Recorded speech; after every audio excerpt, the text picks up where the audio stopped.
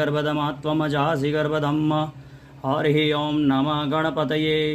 ॐ नमस्ते गणपतये। त्वमेव प्रत्यक्षं तत्त्वमसि त्वमेव केवलं कर्तासि त्वमेव केवलं धर्तासि त्वमेव केवलं हर्तासि त्वमेव सर्वं खलविदं ब्रह्मासि त्वं साक्षादात्मासि नित्यं ऋतं वच्मि सत्यं वच्मि।